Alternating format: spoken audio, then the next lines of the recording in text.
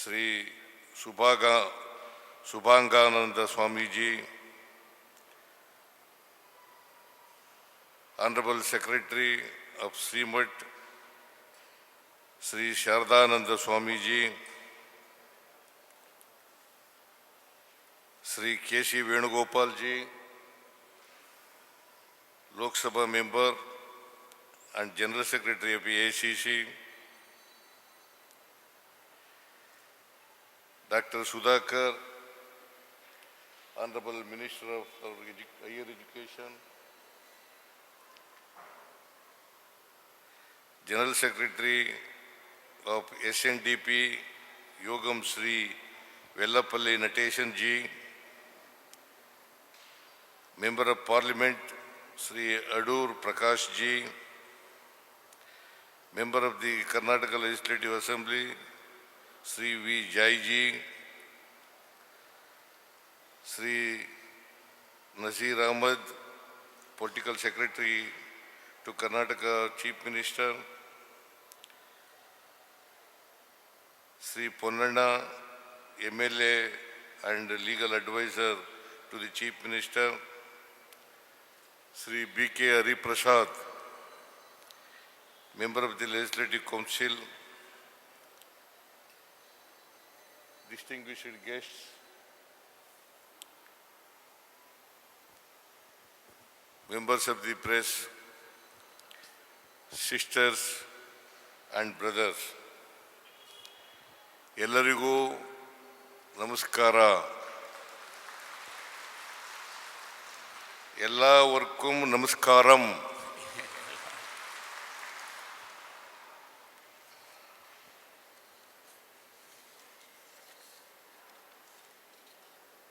It is a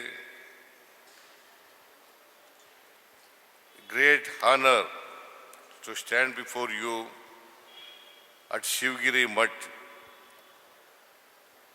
a place that is not merely a pilgrimage center, but a moral university of the Indian conscience.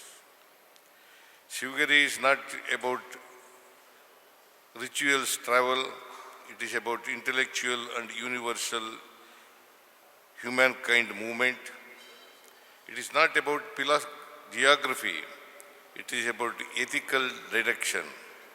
At a time when politics is increasingly emptied of ethics and religion is weaponized for power, Shivgiri reminds us that true spirituality is radical, egalitarian and emancipatory. The Shivgiri Mutt functions as a living constitution. Yes, translate. ഇവിടെ ശിവഗിരി മഠത്തിൽ നിങ്ങളുടെ മുമ്പിൽ നിൽക്കുന്നത് വലിയൊരു ബഹുമതിയായി ഞാൻ കണക്കാക്കുന്നു. ഇത് വെറുമൊരു തീർത്ഥാടന കേന്ദ്രം മാത്രമല്ല, ഭാരതീയ മനസാക്ഷിയുടെ ധാർമ്മിക സർവകലാശാല കൂടിയാണ്. ശിവഗിരി അനുഷ്ഠാനപരമായ യാത്ര മാത്രമല്ല, ഇത് ബൗദ്ധികവും സാർവജനീനവുമായ മാനവികതയുടെ പ്രസ്ഥാനമാണ്. ഇത് കേവലം ഭൂമിശാസ്ത്രപരമായ കാര്യമല്ല, നൈതികമായ ദിശാബോധം കൂടിയാണ്. രാഷ്ട്രീയത്തിൽ നിന്ന് നൈതികത തീരെ ശൂന്യമായിക്കൊണ്ടിരിക്കുന്ന ഒരു കാലഘട്ടം. The Shivgiri Mutt functions as a living constitution for contemporary religious institutions, blending equality, rationality and public responsibility. Sivagiri മഠം നമ്മുടെ കാലത്തെ സംഘാടകർക്ക് ഒരു ജീവിക്കുന്ന ഭരണഘടന എന്ന പോലെയാണ് പ്രവർത്തിക്കുന്നത്. സമത്വവും യുക്തിയും പൊതുവിലുള്ള ഉത്തരവാദിത്വവും കലർന്ന പ്രവർത്തനമാണത്. The Shivgiri pilgrimage is India's original and communal project at a time when societies are polarized through manufactured hatred. Shivgiri asserts dialogue over dominance, equality over hierarchy and ethics over symbolism. Sivagiri തീർത്ഥാടനം ഇന്ത്യയുടെ മൗലികമായ വർഗീയ വിരുദ്ധ പരിപാടിയാണ്. സമൂഹങ്ങൾ നിർമ്മിതമായ വിദ്വേഷത്താൽ ധ്രുവീകരിക്കപ്പെടുന്ന ഒരു കാലഘട്ടത്തിൽ ശിവഗിരി ആധിപത്യത്തിനുമേൽ സംവാദത്തെയും സർവാധികാരത്തിനുമേൽ സമത്വത്തിനും പ്രതീക്ഷയ്ക്ക് മേൽ പ്രതീകാത്മകതയ്ക്ക് മേൽ നൈതികതയ്ക്കും ഊന്നൽ നൽകുന്നു. The theme of this year's pilgrimage, the role of the Shivagiri pilgrimage in modern nation building, is not symbolic, it is urgent. It speaks directly to the crisis of our times. ഈ വർഷത്തെ തീർത്ഥാടനത്തിൻ്റെ പ്രമേയം ആധുനിക രാഷ്ട്ര നിർമ്മിതി ശിവഗിരി തീർത്ഥാടനത്തിൻ്റെ പങ്ക് എന്നതാണ്. ഇത് പ്രതീകാത്മകമല്ല, അടിയന്തരമായിട്ടുള്ളതാണ്.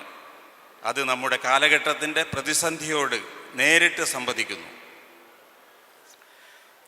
The central post behind Shivagiri is Sree Narayana Guru, not merely as a saint but as one of India's greatest social philosophers. ശിവഗിരിയുടെ പിന്നിലെ ശക്തി കേന്ദ്രം ശ്രീ നാരായണ ഗുരുദേവനാണ്. വെറുമൊരു സന്യാസിയായി മാത്രമല്ല, ഇന്ത്യയിൽ ഇന്നോളം ഉണ്ടായിട്ടുള്ള ഏറ്റവും മഹാന്മാരായ തത്വജ്ഞാനികളിൽ ഒരാൾ എന്ന നിലയിൽ. Narayana Guru did not seek reform within injustice. He dismantled injustice at its roots. അനീതിക്കകത്തു നിന്നുകൊണ്ട് ഗുരുദേവൻ പരിഷ്കാരങ്ങളൊന്നും നടപ്പാക്കിയിട്ടില്ല. അദ്ദേഹം അനീതിയെ തകർത്ത് കളഞ്ഞ മഹാനാണ്. When Kerala was suffocating under the weight of caste apartheid, ritual pollution and graded inequality, Guru proclaimed a truth that remains revolutionary even today: one caste, one religion, one God for humankind.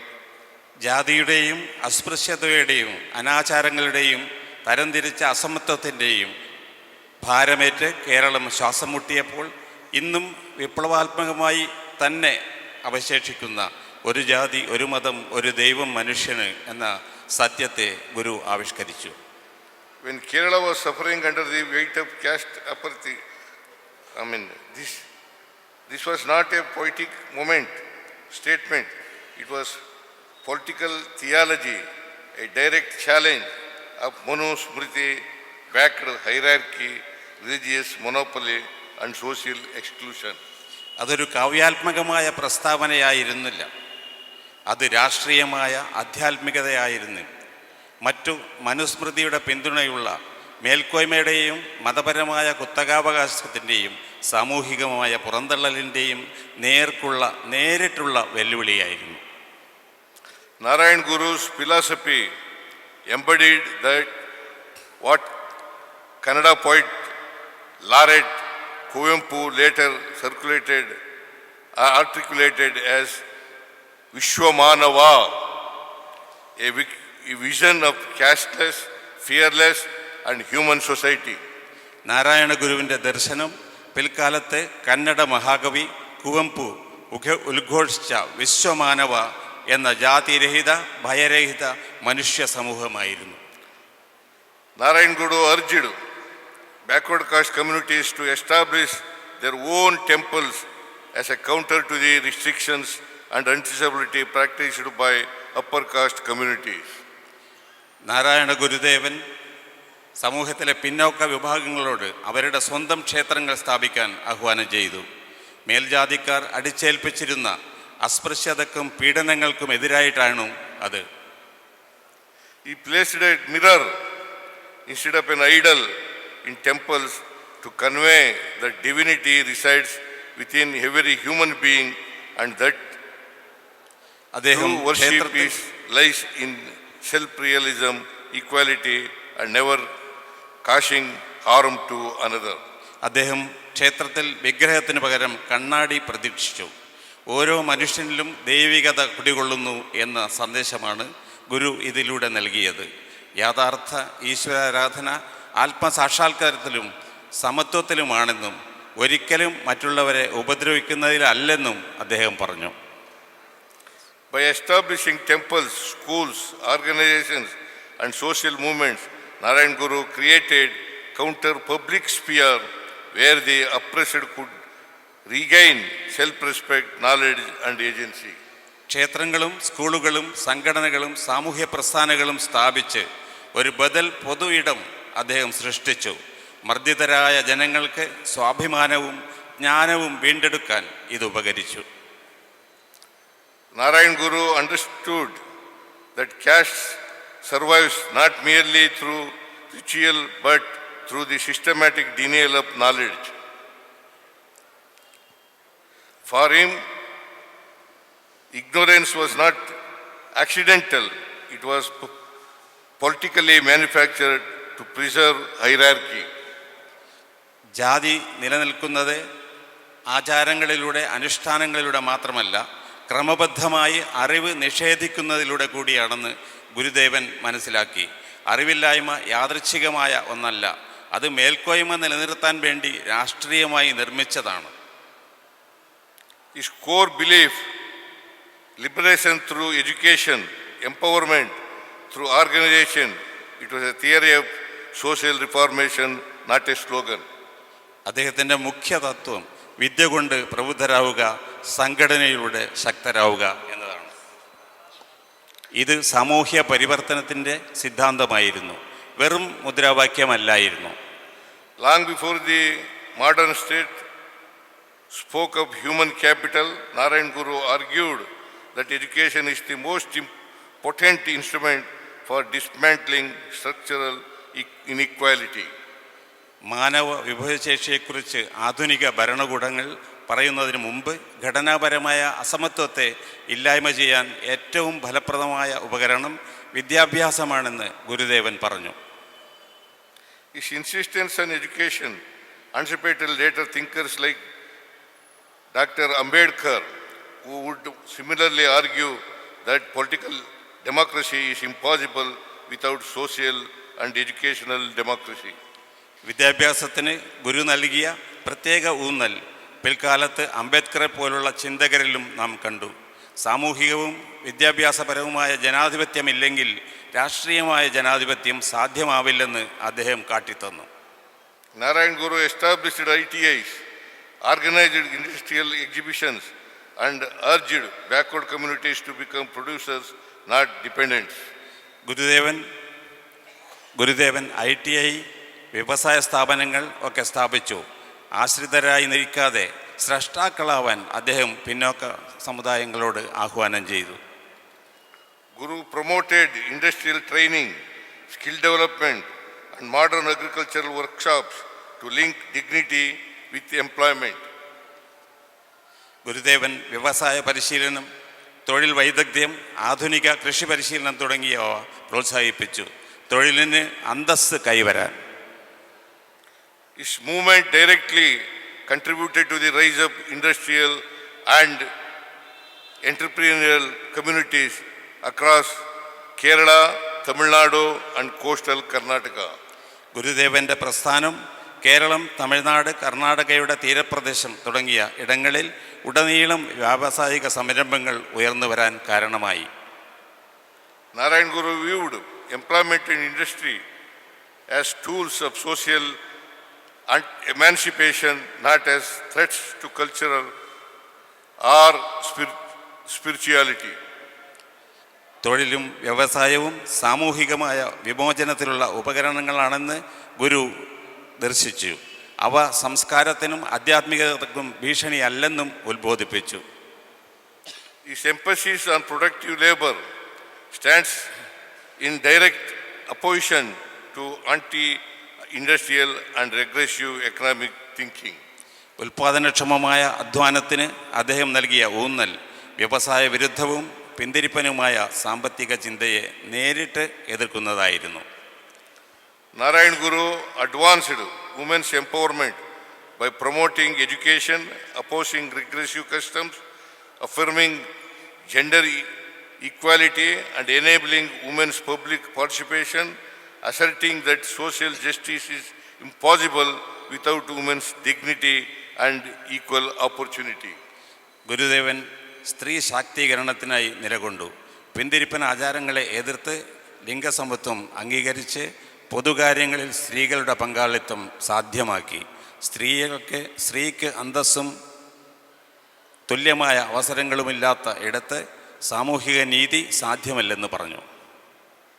Narayana Guru realized that ideas without institutions cannot transform society. This led to the creation of Sree Narayana Guru Paripalana Yogam as platform for collective empowerment. സംഘടനയില്ലാതെ കേവലം ആശയങ്ങൾക്ക് മാത്രം സമൂഹത്തെ മാറ്റുവാനാവില്ലെന്ന് അദ്ദേഹം കണ്ടെത്തി. അങ്ങനെയാണ് ശ്രീനാരായണ ധർമ്മ പരിപാലന യോഗം സ്ഥാപിതമായത്. സാമൂഹികമായ ശാക്തീകരണത്തിൻ്റെ വേദിയാണത്. SNDP was not founded as a caste organization, but as a social reform movement to annihilate caste itself. SNDP Purpose was to organizing the oppressed to negotiate power, not beg for charity. SNDP ഒരു ജാതി സംഘടനയായല്ല രൂപീകരിക്കപ്പെട്ടത്. ജാതിയെ നശിപ്പിക്കാനുള്ള ഒരു പരിഷ്കരണ പ്രസ്ഥാനമായിരുന്നു അത്. അതിൻ്റെ ലക്ഷ്യം മർദ്ദിതരായ മനുഷ്യർക്ക് അധികാരം നേടിയെടുക്കാനായിരുന്നു, ധർമ്മത്തിന് വേണ്ടി യാചിക്കാനല്ലായിരുന്നു. Through SNDP, Guru institutionalized schools and educational hostels, libraries and reading rooms, social reform campaigns, agricultural and industrial workshops, and moral and intellectual leadership among backward communities. SNDPയിലൂടെ ഗുരുദേവൻ സ്കൂളുകളും ഹോസ്റ്റലുകളും ലൈബ്രറികളും വായനശാലകളും സാമൂഹിക പരിഷ്കരണ പ്രചാരണങ്ങളും കൃഷിക്കും വ്യവസായത്തിനുമുള്ള സ്ഥാപനങ്ങളും ധാർമ്മികവും ബൗദ്ധികവുമായ നേതൃത്വ പരിശീലനവും പിന്നാക്ക സമുദായക്കാർക്ക് നൽകി. SNDP functioned as a counter-hegemonic public institution, giving marginalized communities access to education, self-respect and leadership. അരികുവൽക്കപ്പെട്ട സമുദായങ്ങൾക്ക് വിദ്യാഭ്യാസം, ആത്മാഭിമാനം, നേതൃത്വം എന്നിവ നൽകുന്ന പൊതുപ്രസ്ഥാനമായി SNDP പ്രവർത്തിച്ചു. It created what modern sociology calls social capital, which is networks of trust, collective action and shared purpose essential for democratic participation. ആധുനിക സാമൂഹിക ശാസ്ത്രം സാമൂഹിക മൂലധനം എന്ന് വിളിക്കുന്നതിനെ സാധൂകരിക്കും വിധം സംഘടന സൃഷ്ടിച്ചു. വിശ്വസ്തത, കൂട്ടായ പ്രവർത്തനം, എല്ലാവർക്കും വേണ്ടിയുള്ള ഉദ്ദേശലക്ഷ്യങ്ങൾ എന്നിങ്ങനെ ജനാധിപത്യപരമായ പങ്കാളിത്തത്തിനു വേണ്ട ഘടകങ്ങളെല്ലാം ഇതിലുണ്ടായിരുന്നു. Narayana Guru's influence was not confined to Kerala. His historic dialogue with Mahatma Gandhi in 1925 altered the intellectual course of freedom movement. It made Gandhiji confront a fundamental truth that caste is not cultural diversity, it is institutionalized injustice. ഗുരുദേവൻ്റെ സ്വാധീനം കേരളത്തിൽ മാത്രമായി ഒതുങ്ങിയില്ല. മഹാത്മാഗാന്ധിയുമായി 1925 അദ്ദേഹം നടത്തിയ ഐതിഹാസികമായ സംവാദം ഭാരതീയ സ്വാതന്ത്ര്യ പ്രസ്ഥാനത്തിൻ്റെ സ്വാഭാവിക ബൗദ്ധികമായ ദിശ മാറ്റുന്നതായിരുന്നു.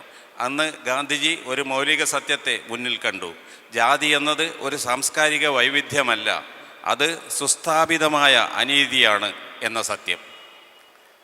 Using the mango tree analogy, Narayana Guru revealed that though leaves differ, their essence is same, making Gandhiji realize that caste and religion, not diversity, are the world's deepest social problems. മാവിൻ്റെ താരതമ്യം ഉപയോഗിച്ച് ഗുരുദേവൻ ഇലകൾ വ്യത്യസ്തമാവുമെങ്കിലും അവയുടെ സത്ത ഒന്നാണ് എന്ന് പറഞ്ഞു. അങ്ങനെ ജാതിയും മതവുമാണ് വൈവിധ്യമല്ല ലോകത്തിൻ്റെ ഏറ്റവും അഗാധമായ പ്രശ്നമെന്ന് ഗാന്ധിജിക്ക് ബോധ്യമായി. It is no coincidence that after meeting Narayana Guru, Gandhiji sharpened his stance and on untouchability, simplicity and intercaste marriage. Gandhiji refused to attend weddings if it were not an intercaste marriage. ഗുരുദേവനെ സന്ദർശിച്ച ശേഷം അസ്പൃശ്യതയ്ക്കെതിരായ ലളിത ജീവിതത്തിനും മിശ്രവിവാഹത്തിനും അനുകൂലമായ തൻ്റെ നിലപാടിന് ഗാന്ധിജി മൂർച്ച കൂട്ടുകയുണ്ടായി. Narayana Guru also shaped the ethical universe of Rabindranath Tagore, who acknowledged that Dividing human beings in the name of religion is the greatest injustice. The idea of Tagore's universal man was inspired by the works of Narayana Guru. Ravindranath ടാഗോറിൻ്റെ നൈതിക ലോകം രൂപപ്പെടുത്തുന്നതിലും ഗുരുദേവൻ പങ്കുവഹിച്ചു. മനുഷ്യനെ ജാതിയുടെയും മതത്തിൻ്റെയും പേരിൽ വിഭജിക്കുന്നതാണ് ഏറ്റവും വലിയ അനീതിയെന്ന് അദ്ദേഹത്തിന് ബോധ്യപ്പെട്ടു. ടാഗോറിൻ്റെ സാർവലൗകിക മനുഷ്യൻ എന്ന ആശയത്തിൻ്റെ പ്രചോദന കേന്ദ്രം ഗുരുദേവൻ്റെ കൃതികളായിരുന്നു. Thus, Narayana Guru stands at the ideological crossroads of modern India by bridging spirituality, rationalism, humanism and social justice. അങ്ങനെ ആധുനിക ഭാരതത്തിൻ്റെ ദാർശനികമായ വഴിത്തലയായി ഗുരുദേവൻ ആധ്യാത്മികതയും യുക്തിചിന്തയും മാനസികതയും സാമൂഹിക നീതിയുമായി സംയോജിപ്പിച്ചു. Today's India faces a paradox. We boast of economic growth, digital expansion and global influence, yet social solidarity is weakening and hatred is being normalized.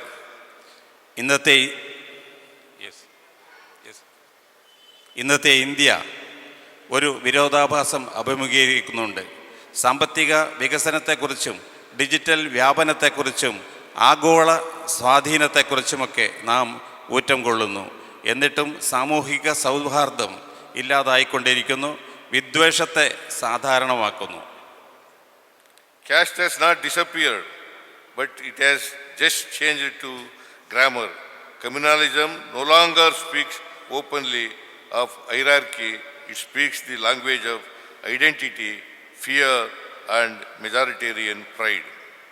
ജാതി അപ്രത്യക്ഷമായിട്ടില്ല, പക്ഷേ അതിൻ്റെ വ്യാകരണം മാറിയിട്ടേ ഉള്ളൂ. വർഗീയത മേൽക്കോയ്മയെക്കുറിച്ച് തുറന്നു പറയുന്നില്ല എന്ന് മാത്രം. അത് സ്വത്വത്തിൻ്റെ ഭാഷ സംസാരിക്കുന്നു, ഭയത്തിൻ്റെയും ഭൂരിപക്ഷ അഭിമാനത്തിൻ്റെയും ഭാഷ സംസാരിക്കുന്നു. Narayana Guru foresaw this danger. He understood that when religion is separated from compassion and ethics, it becomes a tool of domination. Narayana ഗുരുദേവൻ ഈ അപകടം മുൻകൂട്ടി അറിഞ്ഞു. മതം കാരുണ്യത്തിൽ നിന്ന് നൈതികതയിൽ നിന്നും വേർതിരിക്കപ്പെടുമ്പോൾ അത് ആധിപത്യത്തിൻ്റെ ഒരു ഉപകരണം മാത്രമായി തീരുന്നു. Guru's philosophy directly counters religious majoritarianism, cultural nationalism without equality, and identity politics without justice. ഗുരുവിൻ്റെ ദർശനം ഭൂരിപക്ഷ മതാത്മകതയെയും സമത്വമില്ലാത്ത സാംസ്കാരിക ദേശീയതയെയും നീതിരഹിതമായ സ്വത്വ രാഷ്ട്രീയത്തെയും എതിർക്കുന്നു. His message reminds us that nation building without social justice is merely state building, not democracy. സാമൂഹിക നീതിയില്ലാത്ത രാഷ്ട്രനിർമ്മാണം കേവലം ഭരണകൂട നിർമ്മാണം മാത്രമാണെന്നും ജനാധിപത്യമല്ലെന്നും ഗുരു നമ്മളെ ഓർമ്മിപ്പിക്കുന്നു. Though geographically rooted in Kerala, Narayana Guru's influence crossed linguistic and state boundaries, shaping reform movements along the Karnataka coast, especially in Dakshina Kannada, Udupi, Uttara Kannada and parts of Malnadu. ഭൂമിശാസ്ത്രപരമായി കേരളത്തിൻ്റെ കേരളത്തിൽ വേരുകളുള്ളതാണെങ്കിലും നാരായണ ഗുരുദേവൻ്റെ സ്വാധീനം ഇന്ന് സംസ്ഥാനത്തിൻ്റെയും ഭാഷയുടെയും അതിരുകൾ ഭേദിച്ച് കർണാടകയുടെ തീരദേശത്ത്, പ്രത്യേകിച്ച് ദക്ഷിണ കന്നഡ, ഉടുപ്പി, ഉത്തര കന്നഡ എന്നിവിടങ്ങളിലും മലനാടിൻ്റെ ചില ഭാഗങ്ങളിലും വ്യാപിച്ചിട്ടുണ്ട്. The Billava, Ilava, Idiga, Mogavira and other backward communities of coastal Karnataka drew inspiration from Narayana Guru's call for dignity, education and organization. His message strengthened anti-caste assertion and self-respect movement in the region. This is one of the main reasons for strong resistance to attempts by communal forces to divide the people in the region. Billava, എലവ, ഈടിക, മൊഗവീര തുടങ്ങിയ പിന്നാക്ക സമുദായങ്ങൾ സ്വാഭിമാനത്തിൻ്റെയും അന്തസ്സിൻ്റെയും വിദ്യാഭ്യാസത്തിൻ്റെയും സംഘടനയുടെയും മഹത്വത്തെക്കുറിച്ചുള്ള ഗുരുവിൻ്റെ ആഹ്വാനങ്ങളിൽ ആകൃഷ്ടരായി ആ പ്രദേശങ്ങളിൽ പ്രവർത്തിക്കുന്നുണ്ട്. ജനങ്ങളെ വിഭജിക്കാനിറങ്ങുന്ന വർഗീയ ശക്തികൾ ആ ഇടങ്ങളിൽ ശക്തമായ പ്രതിരോധത്തിന് വരുന്നുമുണ്ട്. Basavanna's Kayaka finds a direct echo in Narayana Guru's insistence on economic self-reliance alongside spiritual growth. ബസവണ്ണയുടെ കായക അന്തസ്സുറ്റ തൊഴിൽ എന്ന ആശയം ആധ്യാത്മികമായ വികാസത്തോടൊപ്പം സാമ്പത്തികമായ സ്വയം പര്യാപ്തത എന്ന ഗുരുവിൻ്റെ ആഹ്വാനത്തോട് അടുത്തു നിൽക്കുന്നു. Basavanna democratized devotion through vachanas. Narayana Guru democratized divinity itself, asserting that human beings are not graded by birth but equal by existence. Basavanna തൻ്റെ വചനങ്ങളിലൂടെ ഭക്തിയെ ജനാധിപത്യവൽക്കരിച്ചു. നാരായണ ഗുരു ദൈവികതയെ തന്നെ ജനാധിപത്യവൽക്കരിച്ചു. മനുഷ്യൻ ജന്മം കൊണ്ടല്ല, അവരുടെ അസ്തിത്വം കൊണ്ടാണ് തുല്യരാവേണ്ടത്. Both transformed religion from a tool of exclusion into a language of social justice. ഒഴിവാക്കുന്നതിനെതിരെയുള്ള ഒരു ഉപകരണമെന്ന നിലയിൽ നിന്ന് സാമൂഹിക നീതിയുടെ ഭാഷയായി മതത്തെ അവർ രണ്ടുപേരും പരിണമിപ്പിച്ചു.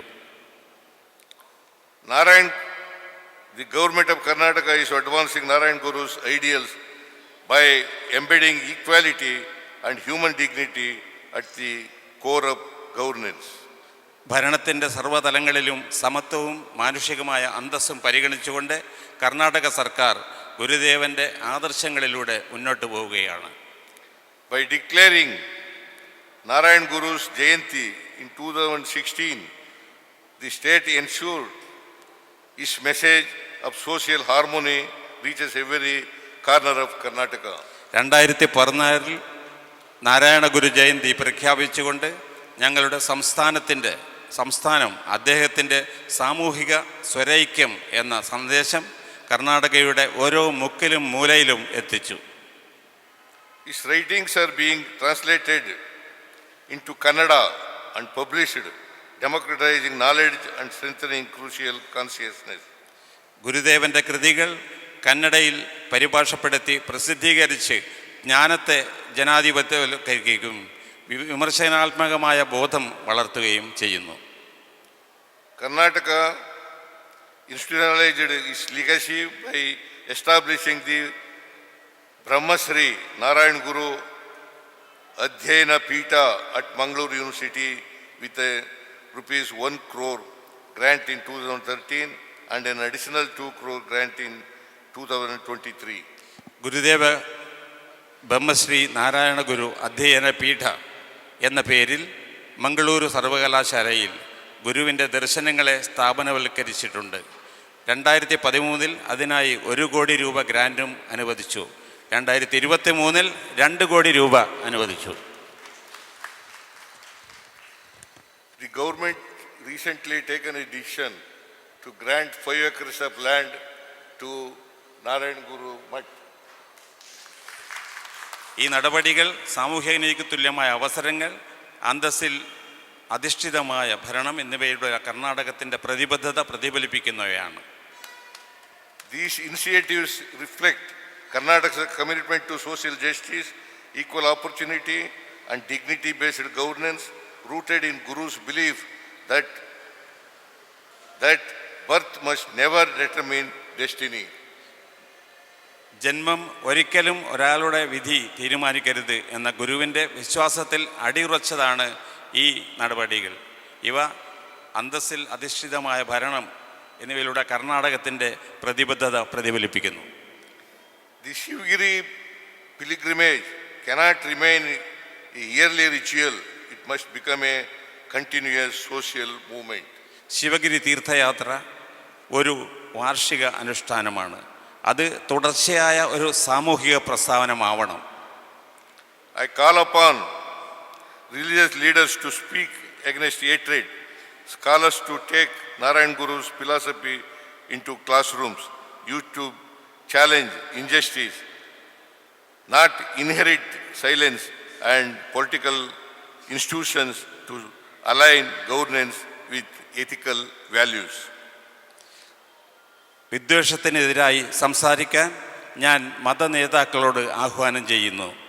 നാരായണ ഗുരുദേവ ദർശനം ക്ലാസ് മുറികളിലെത്തിക്കാൻ പണ്ഡിതന്മാരോടും അഭ്യർത്ഥിക്കുന്നു. യുവാക്കൾ അനീതിയെ വെല്ലുവിളിക്കണം, മൗനം അവലംബിക്കരുത്. ഭരണം നൈതിക മൂല്യങ്ങളിൽ അധിഷ്ഠിതമാക്കാൻ രാഷ്ട്രീയ പ്രസ്ഥാനങ്ങളും ശ്രദ്ധിക്കണം. Let us reject the politics of division and embrace the politics of dignity.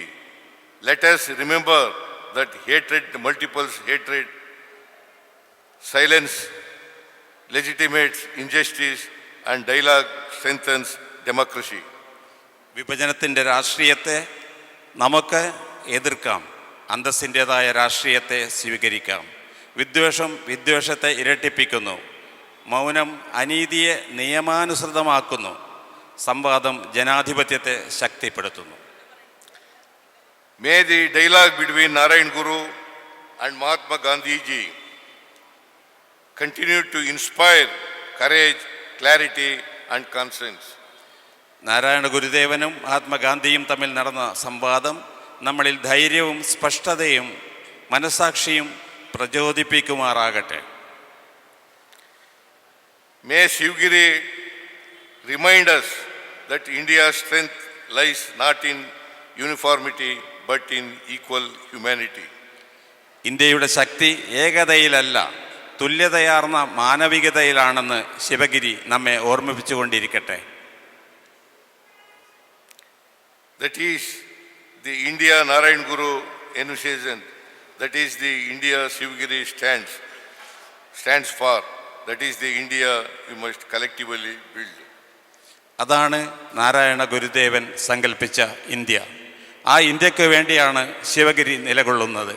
ആ ഇന്ത്യയാണ് നമുക്ക് ഒത്തൊരുമിച്ച് കെട്ടിപ്പടുക്കേണ്ടത്. ജയ് ഹിന്ദ്, ജയ് സംവിധാൻ, ജയ് നാരായണ ഗുരുജി. ജയ് ഹിന്ദ്, ജയ് സംവിധാനം, ജയ് നാരായണ ഗുരു.